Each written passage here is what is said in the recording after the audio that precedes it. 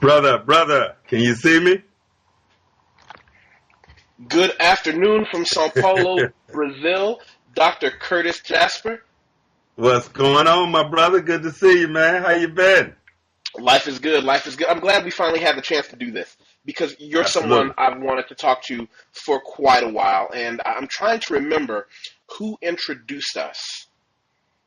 I think it was a former student of mine, Natisha Willis. I think she's out of the Maryland area now. Yes, So that it would had to be it. be 4 years ago. Yep, yep, Yeah, yep. she is a superstar. I get to Right. talk every now and then, and we take turns motivating each other sometimes because I'm in a Yeah. different place in life than she is, and sometimes Mhm. I just get tired of pushing forward every day. And she's like, "No, you don't get that privilege anymore. You can't just sit back. People are depending on you. Yeah, I got to get up." Absolutely. Absolutely. Absolutely, man. Absolutely. So what's good with you, man? What brought this on? I know you said it was overdue, man, but what's up You're with you? What you someone. got going on? Ever since she introduced us, I have been quietly stalking you online, some of your accomplishments, Okay. but more importantly, what other people say about you. Oh, And thank you. everything I've had come back to me has been positive. Cool, man. Thank you so From much for people that that. I know as well as people that I just read their comments about you online. But before we go too deep in, I know who you are, but I'll give you the same introduction that I give everyone. I want to know, tell us who you are, where you are, and what is it that you do that makes you amazing. So I am a young, vibrant, adventurous, courageous black man who currently lives in Atlanta, Georgia. Soon that may change.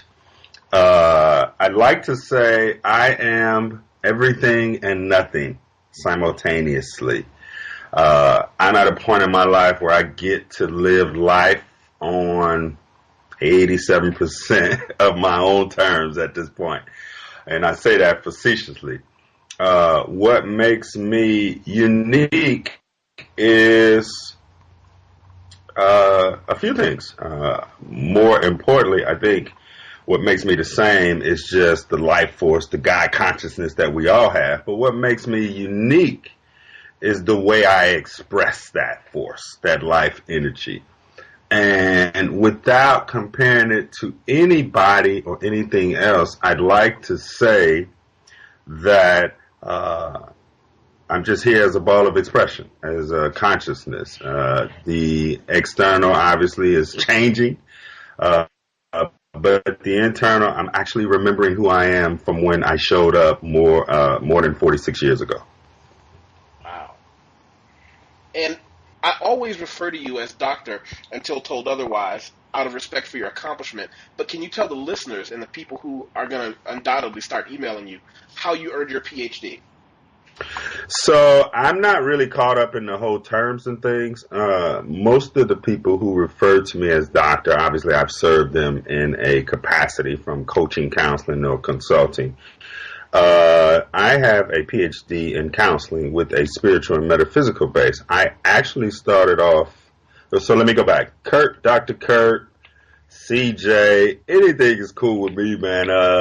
The PhD came about as I'm an avid reader and I was already on a research track. So I figured I'd bundle it up. And if I can get somebody to acknowledge my research, that would be great. So my PhD focused around emotional intelligence as it relates to black men and some of the challenges we face as we go through navigating this life here on planet Earth. And how some of the ways we could deal with it. First of all, what is it in terms of a mental health and wellness entity, item, force, challenge, and how do we circumvent and manage it? So I started off more than 10 years ago in a traditional academic PhD program. My formal training is in education, and so when I went into the doctoral track, in education in ed psych, it was kind of more of the same. Too clinical, too mainstream, too male dominated, white consciousness behind it, westernized, and all of those things. So I had to do my own research.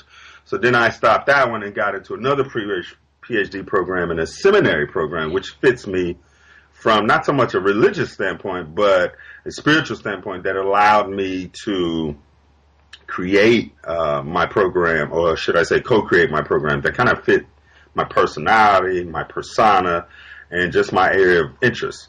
So that took about 7 years, and in the meantime, I had been coaching and counseling. I gave up teaching years ago. So this is just my way, Yusef, of teaching. You see my online presence. This is what it is for me. In essence, I like to, I counsel people outside of other options, but I actually counsel people to provide therapy to themselves. So I don't refer to myself as a therapist. I'm more of a counselor and a coach. I counsel and coach people so that they can provide therapy and coaching to themselves. The real work is in their lives, not in with me. And that goes along with the. Forgive me if I phrase it incorrectly. I am the solution. I am my own solution. Correct. I am the solution. I use that. That was my first book. You are your own solution is a hashtag that I'm in the process of locking down so that I can refer to it. And that's just my way of saying we have all that we need inside. We have everything. We have the gifts, the consciousness. We have the healing power. We have all that we need to get what we want, because ultimately, whatever success is for us, it's a soulful journey.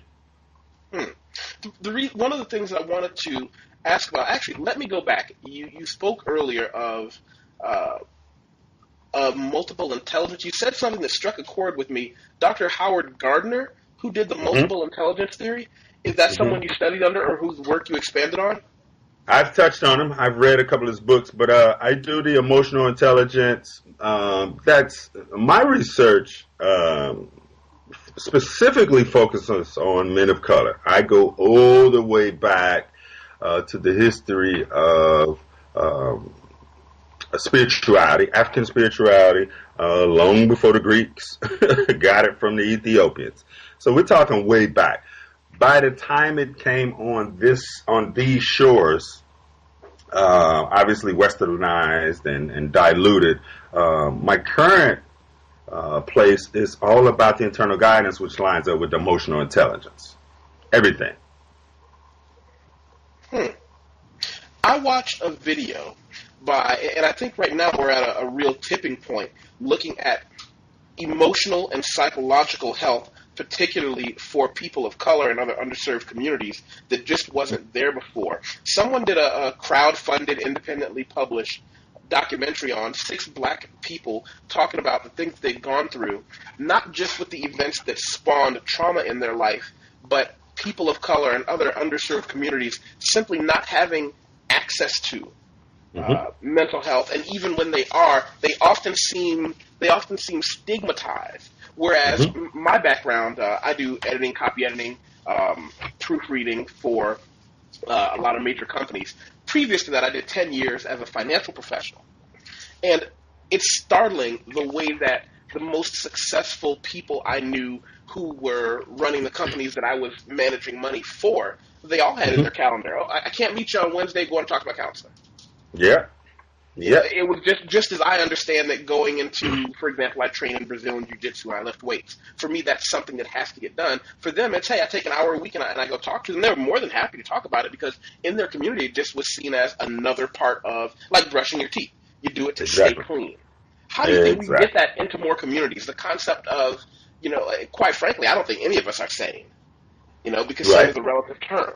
It's relevant. Absolutely. Absolutely. And I also see it as a term people use to scare each other, but alternatively, this is where it goes into my world, the economics behind it. For example, I live in Brazil right now. Brazil is still considered a developing nation, even though Sao Paulo is one of the most advanced cities in the world. Yet, almost everyone that I work with, almost all of my clients, and almost all of my friends, oh no, I can't meet you on this day or that day, go and see my counselor. Why? Because it's built into their medical plan. Sure.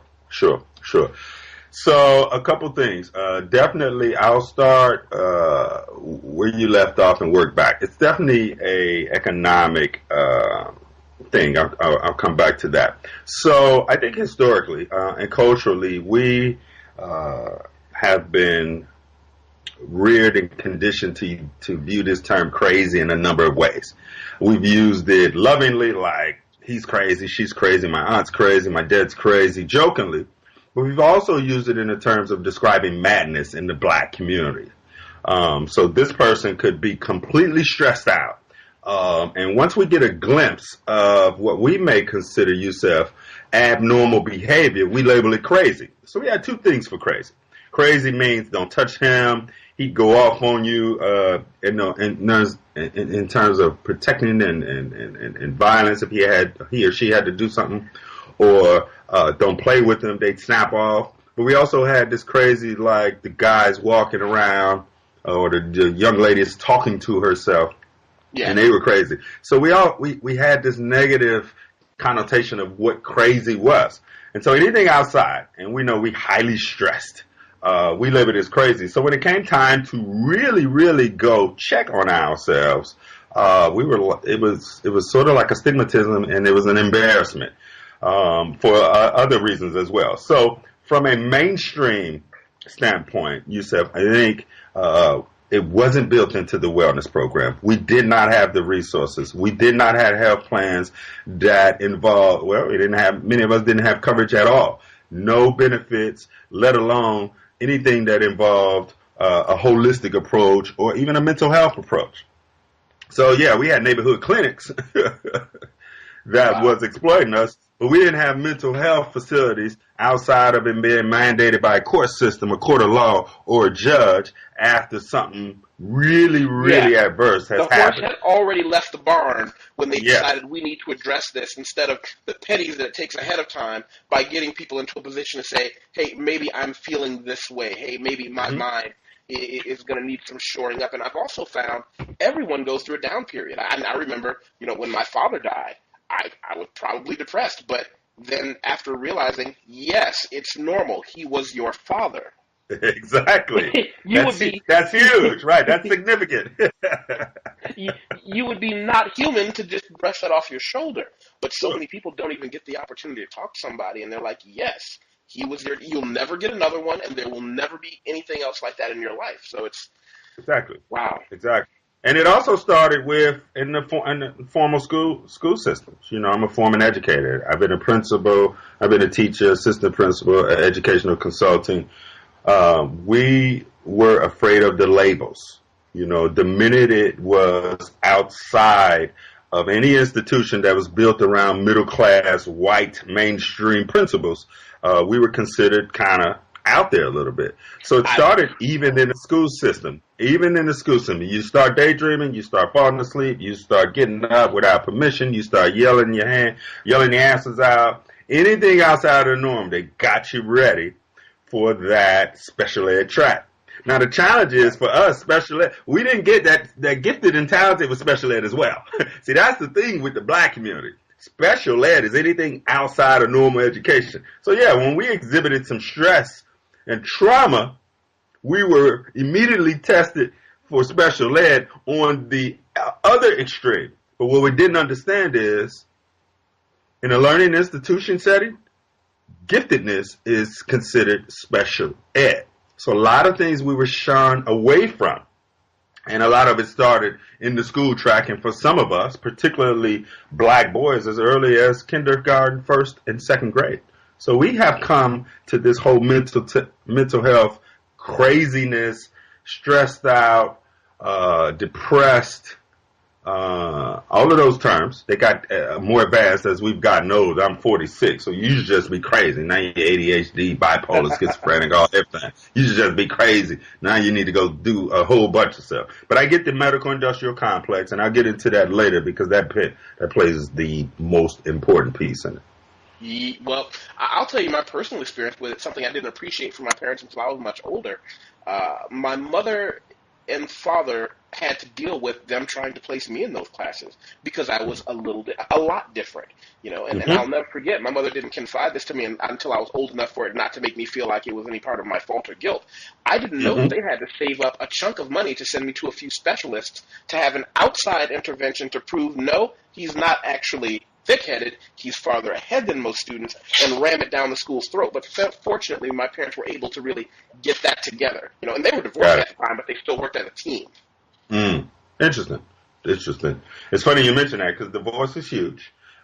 The impact shows in children at different times, but it will show because it is impactful. So divorce is huge. Even the most pleasant and workable divorces greatly impact. All of them, I was, of course, from in a divorce situation as well. Okay. Well, are you divorced with children? Excuse me? Did your divorce involve children? Yes, my divorce is children, but even my parents were divorced is what I'm saying in reference to what you're saying. But being divorced now, dealing with a children's situation, I've been on, of course, both sides at this point, and it does contributes, particularly, and from my experience, both personally and professionally, it contributes greatly to the stress and stressors of men, particularly black men. We already have a number of things coming at the family court system is one of those institutions that could really, really wipe you out as a man. Wow. Interestingly enough, right now, I just finished listening to a 3-part podcast. I'm big on podcasts from NPR called Code Switch. Are you familiar with it? What's the last term you said? Code Switch. And Code Switch, I'll send you a link. They just did an article on Ron Brown College Preparatory in Washington, D.C. And it specializes in all black young men coming from places where they are actually not slated to win in life, and the ups and downs of the things that they've had to deal with the issue of them being farther behind than most, and how to start from there. It's a very heart-wrenching thing because you realize these are children who are coming to them, and some of the professors during their interviews openly talk about, how do I deal with, I'm sending you that link, how do we deal with someone who may come to us at 14 years old and they're already 2 or 3 years behind academically and even farther than that emotionally? And can we, in 1 or 2 years, get them back on track? Where are our limits? Where are our lines? There's unconditional love that these children never had, but in an objective sense, in the real world, if you score 600 on the SATs, no one cares that you went from 300 to 600. They only care that you scored below what they need. Absolutely. Yeah, I still work with young black gentlemen. As a formerly trained teacher and administrator, one of the things that I often stressed is that learning takes place as a result of a significant relationship. So the first order of business with our young gentlemen, is the significance of the relationship. And that involves them feeling and being significant as well as us. And so as a result of that connection, the learning is able to be transferred. The transformation begins as a result of the significance. You mentioned it. Just because the ability in terms of a formal institution is not recognized or even up to par does not mean, we all know that these young black gentlemen showed up with greatness. We already know the genius is there. They know it as well. Our jobs to A, build the significance, and B, allow the geniusness to be touched upon so that we can start bridging those gaps and making some of those skills, gifts, and talents transferable, meeting them where they are. So that's the work to be done, the significance first. When you say transferable, meeting them where they are, I think I understand, but can you go into that for a second for me? Yes. So I often use the word transform instead of change. Our children, our young people in our community, this change word often suggests that something needs to be fixed, better, improved than that. So I use transform meaning to progress from one place to another. There's a journey to everything. So transform meaning allow the young people in this example that we're talking about to really grow at their own pace, to really allow them to manifest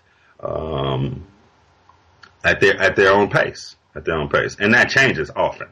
That changes. Some leaves change faster, darker, lighter than other leaves, but it's all during the fall season. And so we have to recognize that transformation comes, looks, shows up, demonstrates itself differently for different people. The question that one of the teachers asked openly, they had a open meeting in one of the podcasts, and they allowed the journalists to record it.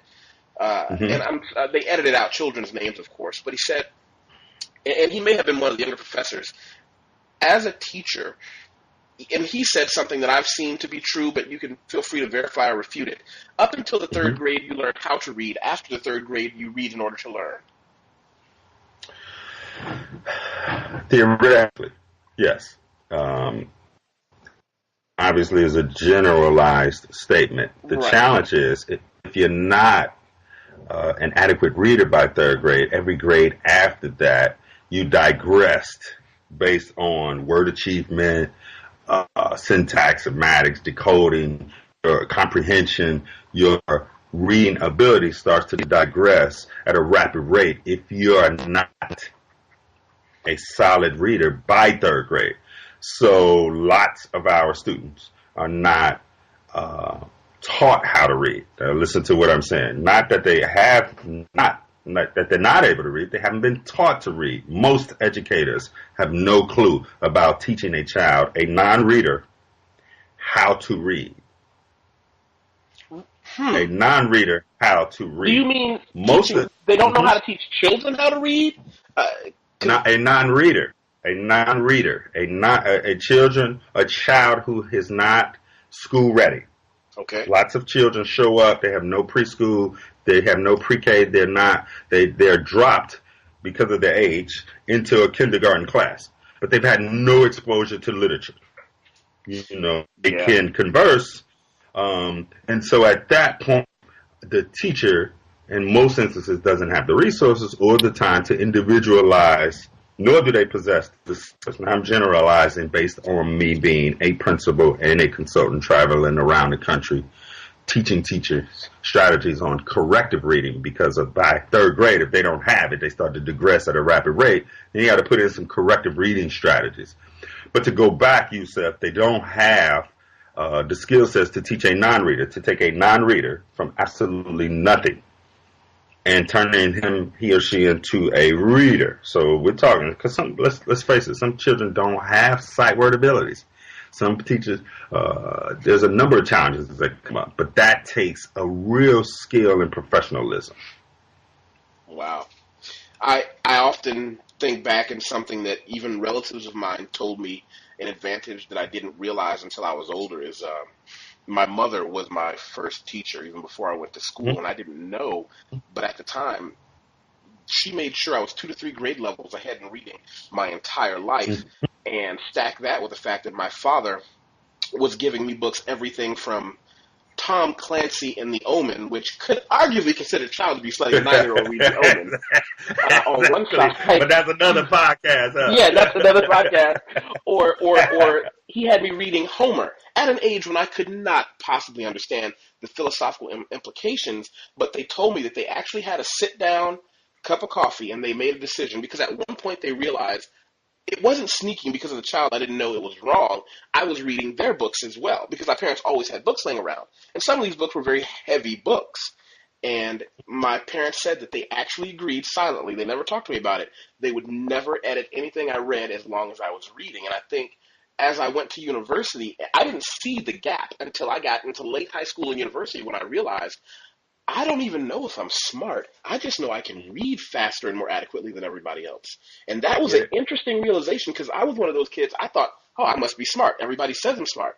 Then I realized I'm not smart. I can just read better and give them the information back. I get it. I totally identify with that completely. I've never not witnessed my mom fall asleep without having a book on her chest. Both my parents were avid readers, even in their separateness. My mom was a true avid reader. She's always had a library. She's always read. The fascinating thing is my mom would read books 3 and 4 and 5 times. I'm like, Mom, didn't you read that? She's like, yeah, but I like it. And I'm thinking, that's something. And I had the same experience. I picked up reading quick.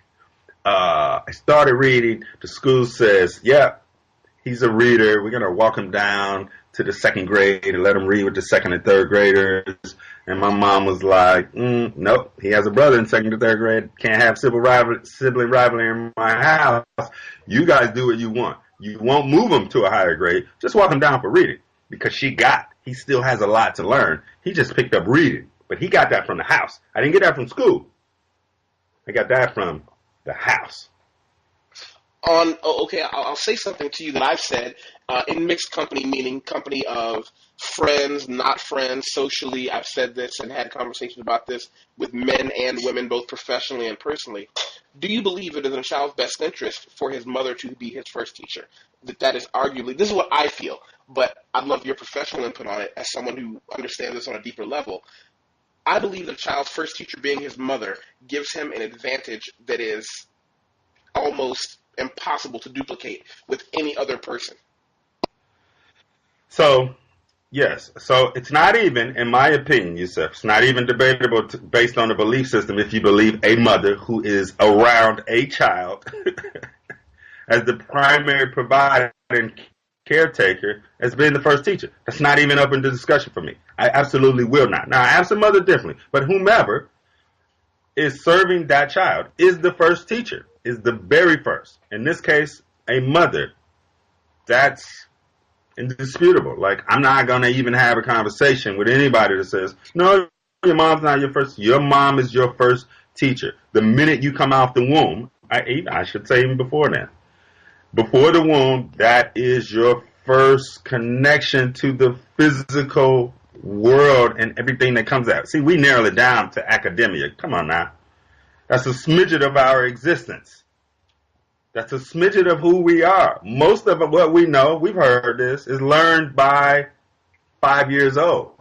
The personality starts to form in the first 7 years. Once you know how to talk and become potty trained and can eat, everything else is gravy on that. And we get all of that from 0 to 5 easily. From who?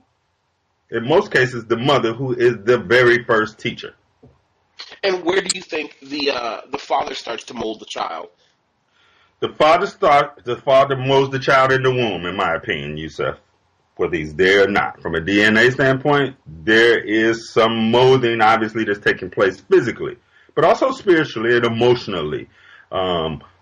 We, as children, when the father's absent, there is a great, if not greater, influence than when the mother's present. The father shapes in my opinion, the validation of our existence. The mother's the nurturer, but the father's the validation. Like, you are a being, and this is your beingness, male and female, girl and boy. So the father's impact is huge. I would go so far to say outside of just, it's right up there. I wouldn't even make a comparison. It is, in my opinion, just as significant as the mother. Wow. Yeah, it seems like one of those things that I hear debated. And I'll tell you one of the first times something like that came up. It was in a conversation that was supposed to be a bunch of people just sitting around having coffee, pretending to be really smart, as we do, and it turned into something very serious. Exactly. When one of my friends talked about a woman that he dated for a while, and they had some sort of a small argument, but he said, in a compassionate tone, he said, but then again, her father wasn't there. Us not realizing, and I have big coffee groups that come to my house sometimes, and I sponsor and I host meeting groups where we just talk about different philosophical positions. And he actually said that, and a few women went, well, what do you mean by that? And he says, well, a woman who doesn't have a father at home behaves very differently. And so then you felt the tenor, the room changed. Because as men, we all started to nod our heads, because as men, these are things we would talk about privately. But it was interesting that, and I can empathize with being a woman, but I'm not a woman, that on a fundamental level, they did not understand that men could look at the behavior of women who had a father and did not have a father and see a quantifiable difference. But they did understand they could see the difference between men who grew up with only their mothers. And it was a very interesting conversation. There was no resolution. I think I had to kind of steer the conversation in a way that made everyone remain civil. It wasn't a personal attack. But it was a very interesting thing that I'm going to have to get into a little more later. I want to sit down with them again and talk about it. Okay. Because that's fascinating. Yeah. That's fascinating. And unfortunately, and I dare say, our community, and I say this with a side eye, and I say it in italics, Black American, because it's so common, we have started to think of it as acceptable, and those two things can't be interchanged. And it's a terrifying concept. But again, maybe that'll be another time. Hopefully, one day I'll be able to host you down here in Brazil, and we can have some strong Brazilian coffee and unpack the niceties of the human mind. I'd be there in a heartbeat, man. I'm looking forward to it. Let's make that happen for real. Yes. Where do you go? Where do you go speaking? Excuse me? Do you go out and do speaking engagements? I do, all over. Here in Georgia, I do it locally. I do. What am I trying to say? Around the country. Haven't spoken international. I do work with clients internationally, so I do work like this. But I am in the process of putting together a series of personal development lectures that will take me out the country really soon. So, we should talk about doing some work together. I'd like to explore that absentee fatherism. It's funny. That's fascinating because what we don't talk about, obviously, this whole father issue thing is prevalent across cultures, both genders, all of that. What we don't talk about enough, and here's the work that I've been doing recently, is the impact on the mother and the daughter, the impact on fathers who are in the home, and things of that nature. There are a lot of different variables that come in throughout our different stages of development that either makes us or breaks us, and we struggle throughout our entire lives trying to relive and relearn that brokenness through certain developmental stages. So it's not as clear cut to say, well, yeah, she didn't have her dad or her father wasn't home, so she's this, that, and other. Not necessarily. I know plenty of women who lived in the house with their dad their entire lives until they went off to school, and they had some of the most significant challenges that you would not think of with a man under the same roof. Yeah, and I've seen women grow up with no fathers who obviously didn't get that validation from the paternal side, but I've also seen women who grew up in a house who didn't get that validation. He was absent. There are absent fathers in the homes. Absent fathers, in the home. Yes. Just like there are absent mothers in the home. Absenteeism is not necessarily physical. There are both parents, mother and father in the homes now have not developed significant relationships or validated their children, whether it's physical, emotional. I've seen it all. I deal with it all now. Wow. In the home. We didn't talk about outside the home. We're talking in the home. And so right now, when you say you deal with it now with your clients and the people you work with, is this what you do primarily now? Is people come to you and you sit with them? We have Natisha Willis in common. Is what you do mentoring? Is what you do counseling? What do people come to you for? Because I remember you actually posted once, if you need someone to talk to, call me. Mm-hmm. Right. And right. Everything else that I'd seen, I believe you meant that. I didn't see that as some sort of a sales ploy or a marketing pitch. You said, if you need someone to talk to, call me. What do you do with people? So I do all of that. Primarily, I make a living off coaching, counseling, and speaking. Primarily. I mentor, obviously, for free, sometimes financially. I run a nonprofit organization where I mentor and link up with other nonprofits to service mostly young gentlemen, but on occasion, young girls. Primarily, I speak for a living. That's my way of teaching live classes and giving talks. And I coach and counsel. I work with, anyone from celebrities to housewives, to entrepreneurs, to young millennials starting huge businesses in terms of coaching. And then I counsel from anybody from couples, marriages, couples trying to become married. I go into homes and service entire families.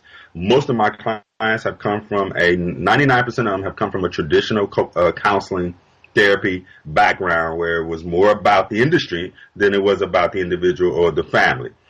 I do a lot of virtual coaching and counseling like we're doing now every single week. I do have an office locally in Midtown Atlanta. I do a number of those things. So, yeah, I do it all. My job is to meet the person where they are and see if I can assist them. Not help, but assist them on their journey. I think the help is internal. Wow. I'm going to be really glad to introduce you to a few private circles that I deal with, people who I think are specifically not looking for someone who is the stereotypical name and face of help. And I won't even say mental health, but of help in general. Yes. I like to go down this little rabbit hole. Have you seen Get Out? Mm-hmm. That yes. movie, I didn't understand until I saw it. One of my friends said, it's the greatest horror movie in modern history. It has no vampires, no werewolves, and no knives. But when you watch it, you'll understand. And it only takes, in art they call it the willing suspension of disbelief. When you turn that corner of just a little bit of disbelief, that movie, I mean, we're not giving away any spoilers, but because everyone who's going to see it has seen it. But when you realize that you had the mental health professional who was essentially front part lobotomizing black men to have their bodies taken over, and that it seemed completely plausible. That movie was stunning. Heavier than heavy. Heavier than the heaviest. Absolutely. Symbolically, metaphorically, metaphysically, completely off the chain. No question. Yeah. No question. That really... no question. Twice. I had to watch it again by myself just to get my head around it. Where did this start being fiction? I'm looking for the fiction. Where did this start? That's what it is. There's nothing in that movie that we don't know could happen, especially comparing some of the things that have already happened. And didn't Jordan make it for like $3 or $4 million or something like that? He made it for nothing. It was the most profitable movie of that year, that decade, because he made it for almost nothing, and he had to hustle his way up for it. And after that, he's off to the races. Of course, he's going to be doing a new show on HBO. I can only imagine the next project he's got going on. But I'm sure. Man, he has the world at his feet right now, deservedly so. Absolutely, deservedly so. No question. Great movie. I enjoyed it. I even thought it was funny, but in a edutainment type of way. Like, it was hilarious, especially when I went back and watched it. It was symbolically geniusness. It was good. I'll tell you the scene that stuck with me the most. I don't know why this was the scene that stuck with me the most, but when I think of that movie, I think about the silent slave auction. Yes. Yeah, obviously that shit wasn't funny, but, yes, that one was heavy. Yeah, like for real. That was crazy. Yeah, man. Yeah. Yeah. The one of the last people that I want to mention to you, because I know your time is valuable and so is mine, and I'm really glad we had a chance to do this. A few little not so serious tidbits of house cleaning. I want to throw a name at you, just stream of conscious. I want to hear whatever your thoughts are. I'm going to throw a name out there. You ready? Yes, sir. Umar Johnson. I've seen Umar a couple times. I've been following Umar for some years now. I don't have a personal assessment because I don't know him personally. So what I will say from his online persona and hearing him talk at one lecture here in Atlanta, I will say that I think that the guy is brilliant. I think the guy is very courageous. What I absolutely love about his work, keep in mind, I don't know him, so I cannot assess or critique him. I don't know the brother, although I've met him, is that he brings it. He puts it forth. at least intentionally, to really change the trajectory of young black boys. Does he have some things to work on? We all do. I'm not his assessor. He doesn't come to me for services. But as a black man, I would not speak publicly about any black man, with the exception of them doing something crazy, harming, setting us back as a community. Personally, I would discuss anybody, but I wouldn't do it to the point where my opinion actually matters. My opinion comes from my filters. But what I will say is, I think the guy's brilliant. I don't know him personally. I can't assess him. I have no comment on his bloops or blunders. We all do it. He just continues to show up. All of us have them. Most of us haven't hit record enough to be exposed. But in terms of servicing black boys, that's who I am. And anybody who continuously does that, not perfectly, but intentionally, with a genuine spirit that I am trying to make a difference, I roll with them. At least I want to do my part.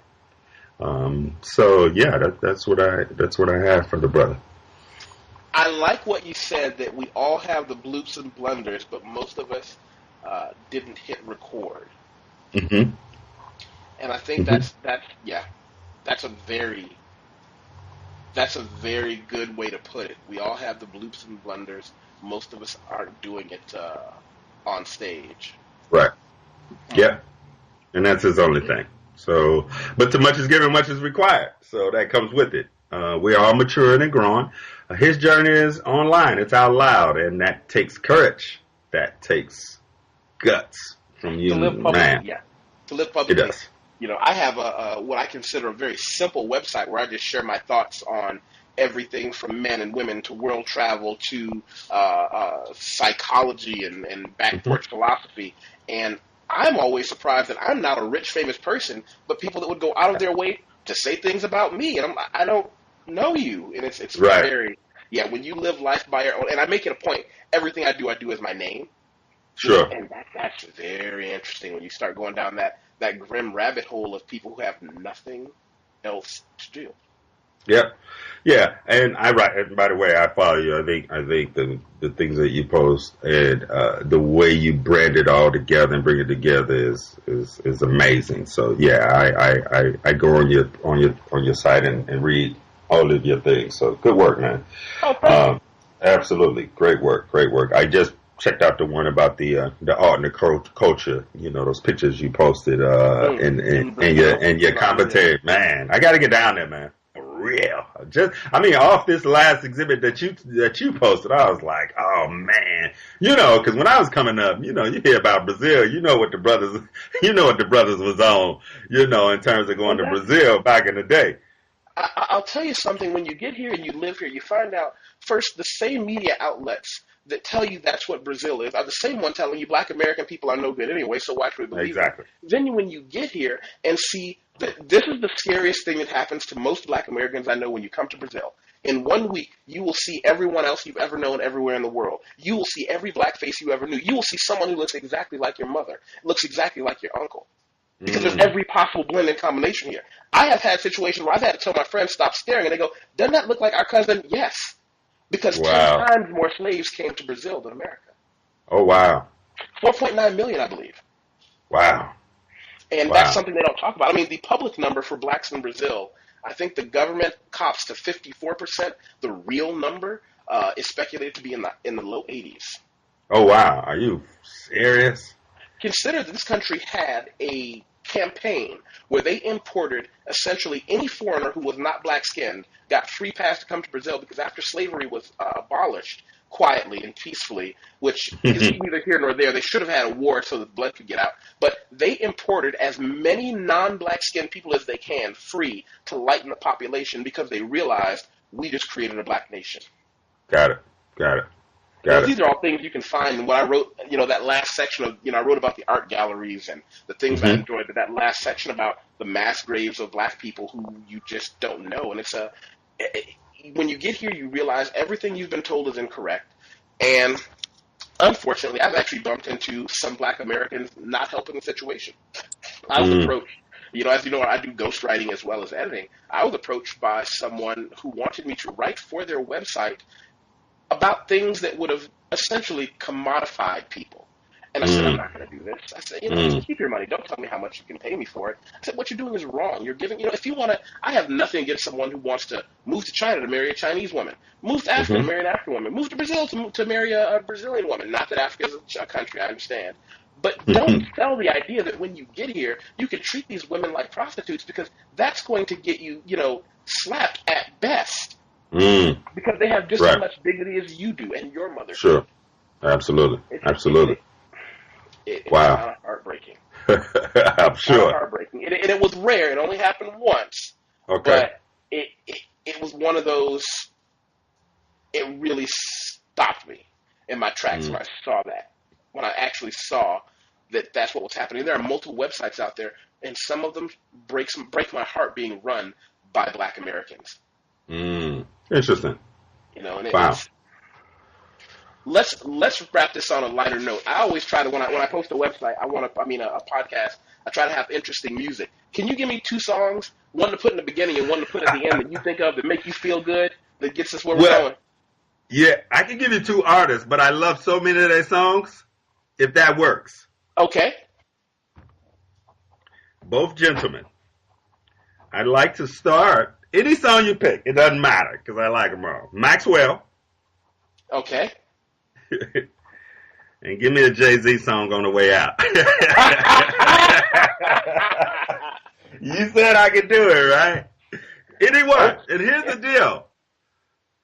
Anyone you pick would really shed light on this interaction. But if those two artists could start or end, or even you could switch them up, it doesn't matter. This would be amazing. Man, I thank you so much. I thank you so much. I thank you. So look, I got you. Wait, who else should I talk to before you go? Give me one interesting person that I should have a good conversation with.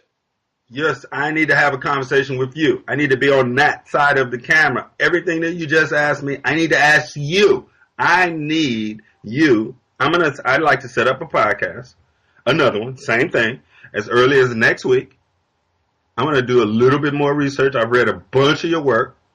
I want to formulate some questions, and I want to do this for you as my privilege. I'm flattered. For real. I'm flattered. Then we'll talk about somebody else. I got to get you. I got to find out. My people need to know about you. I need to give this gift. Thank you so much. Please allow me to return it.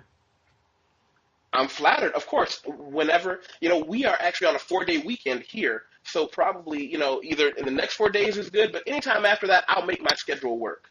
Okay. Let's do it. I'm moving residence this weekend. I got a speaking engagement out of town this weekend. So it's crazy for me the next few days, but it'll slow down this time next week or even the week before. But yeah, man, I'd like to, same thing, hit Skype and let's let it roll, man. I want to prepare. And I'd like to have this hours as part of my catalog to bring you on this side, and then willingly, and I know let's get together. You here, me there first, because I got to get there. I need to get out the country, and let's start talking about. Ready? I do have my passport ready, right. No question. I'm ready. I can come as soon as 2 weeks from now if I needed to. So yes, let's work on that. So let's do those 2 things. Seriously, man, I'd like to get you on this side. I want to do a little bit of preparation, and then let's talk about building something. Get me down there, and let's make it happen, man. All right. You have a great day, and thank you. Thank you so much. Talk soon. Bye-bye. Bye-bye.